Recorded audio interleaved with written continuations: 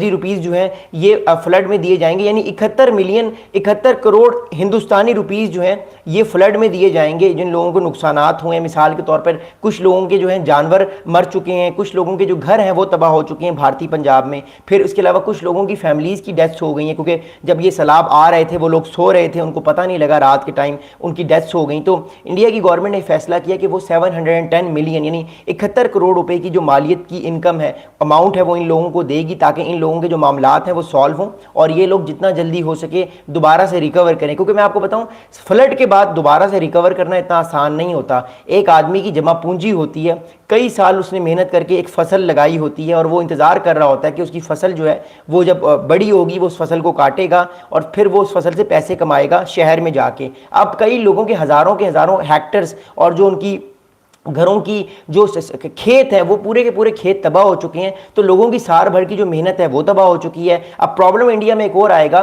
कि अर्बन जो पंजाब का इलाका है उसमें ये प्रॉब्लम लोगों को फील होगा कि जो अर्बन सिटीज़ हैं, अब लोग कोशिश करेंगे कि अर्बन सिटीज़ की तरफ माइग्रेशन करने की, जिससे ऑब्वियसली साइकोलॉजिकली, मैंने आपको कल भी बताया कि जब एक जगह से हज़ारों लाखों लोग ट्रैवल करते हैं तो फिर क्राइम रेट भी बढ़ता है, अनएम्प्लॉयमेंट रेट भी बढ़ता है, इन्फ्लेशन भी बढ़ती है, क्योंकि जब इतनी सारी फसलें तबाह होंगी तो इन्फ्लेशन तो डेफिनेटली बढ़ेगी। तो ये इस टाइम मामला ये हैं कि ये मामला आने वाले टाइम पे और ज़्यादा जो है वो ख़राब हो सकते हैं, ख़ासतौर पे जब हम इंडियन पंजाब की बात करते हैं।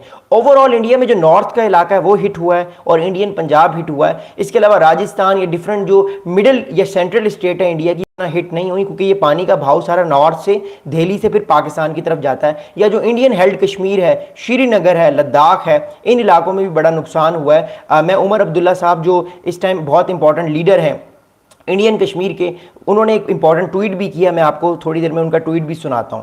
अब अगली बात यह है कि भारत की गवर्नमेंट इस टाइम कोशिश तो कर रही है कि जितना जल्दी हो सके इन सारे लोगों को रिलीफ दिया जा सके जो इस टाइम इस फ्लड की वजह से जिनकी डेथ्स हुई हैं, लेकिन इस रिलीफ को पहुंचाने के लिए भी टाइम लगता है क्योंकि गवर्नमेंट का प्रोसेस थोड़ा स्लो होता है, आप लोगों को पता ही है। अब इस टाइम हम यमुना रिवर की बात करते हैं, क्योंकि यमुना रिवर है ये बड़ा एक इंपॉर्टेंट रिवर है। अब as of our information, Indian Yamuna river rose to dangerous levels in the capital Delhi. A flow the Central Water Commission described a severe situation. Muddy water poured into homes in low-lying areas from which thousands had already been evacuated to safer places as per precaution. अब बात यह है कि इस time जो Yamuna river है जो कि दिल्ली से गुजरता है, यमुना रिवर, उस रिवर में जो एक दिन पहले जो है वो सिचुएशन बड़ी ख़राब थी। पानी का जो लेवल था वो बहुत इंक्रीज़ हो चुका था और जो इलाके थोड़े से नीचे हैं, क्योंकि देखिए जब रिवर गुजर रहा होता है तो उसमें कुछ इलाके ऊपर होते हैं, कुछ नीचे होते हैं। जो नीचे वाले इलाके हैं वहाँ से जब ये पानी गुजरा है तो जो निचले इलाके हैं उनमें भी सैलाब आया, लोगों के घर पूरे के पूरे डूब गए हैं, लोगों की फसलें डूब गई हैं। तो यमुना रिवर की वजह से इन लोगों को भी बहुत ज़्यादा नुकसान हुआ है और बहुत सारे लोग जो हैं वो उनको पता ही नहीं लगा, वो रात के वक्त सो रहे थे, सुबह जब लोग उठे तो पता लगा ये पूरे का पूरा घर ही गायब हो चुका है, क्योंकि जो सैलाब इतनी स्पीड से आया है, फ्लड इतनी स्पीड से आया है, वो पूरे के पूरे घरों को बहा के ले गया है। पूरी पूरी फैमिलीज जो है वो उसमें अनफॉर्चुनेटली डूब के उनकी डेथ्स हो गई हैं। अब इस टाइम जो है मैं आपको एक आयरन ब्रिज की बात करता हूं। जो दिल्ली है इंडिया का कैपिटल, उसमें एक फेमस ब्रिज है, उसको कहते हैं लोहे का पुल या आयरन ब्रिज है। जो मेरे इंडिया में दोस्त रहते होंगे वो कभी ना कभी लोहे के पुल से गुजरे होंगे या उन्होंने देखा होगा। ये आयरन ब्रिज बहुत पुराना ब्रिज है और ये इंडिया का बड़ा मशहूर ब्रिज है। इसको कहते हैं दिल्ली ब्रिज भी इसको कहते हैं। तो according to the authorities, the Delhi authorities has shut the historic लोहा या iron bridge spanning the Yamuna in the old part of the city. तो भारत का जो, क्योंकि दिल्ली के इस टाइम दो पार्ट्स हैं, एक दिल्ली है ओल्ड और एक न्यू दिल्ली है।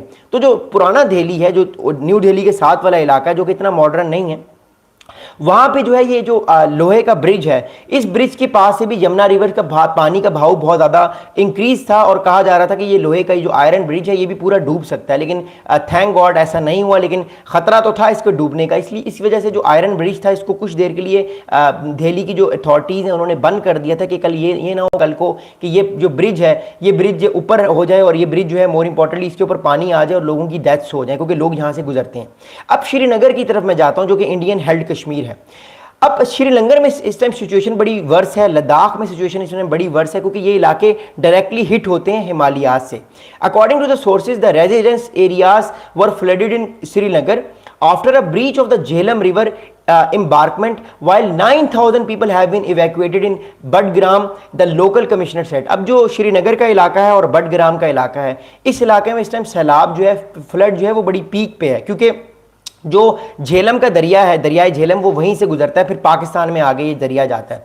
अब प्रॉब्लम इस टाइम ये है कि जो दरियाए झेलम है उसमें पानी का बहाव बहुत ज़्यादा है इस टाइम, और सीधा सीधा ये हिट कर रहा है श्रीनगर के इलाके को, लद्दाख के इलाके को और बडग्राम के इलाके को। तो इस टाइम श्रीनगर और बडग्राम जो इंडियन हेल्ड कश्मीर है, वहाँ पर तकरीबन 9,000 से ज़्यादा लोगों को इवैक्यूएट कर लिया गया है, यानी 9,000 से ज़्यादा लोग जो हैं वो इधर से इवैक्यूएट कर लिए गए हैं। इसका मतलब है कि तकरीबन 9,000 जो फैमिलीज़ हैं या 9,000 लोग जो हैं उनके घरों को नुकसान पहुंच सकता है या पहुंच गया है, क्योंकि ख़तरा बहुत इस टाइम ज़्यादा है। क्योंकि मैंने आपको बताया ना, इस बार जो ग्लेशियर्स हैं वो बहुत ज़्यादा पिघले हैं और उससे नुकसान बहुत ज़्यादा अनफॉर्चुनेटली हुआ है, इंडिया में भी और पाकिस्तान में तो 10 टाइम ज़्यादा नुकसान हुआ है।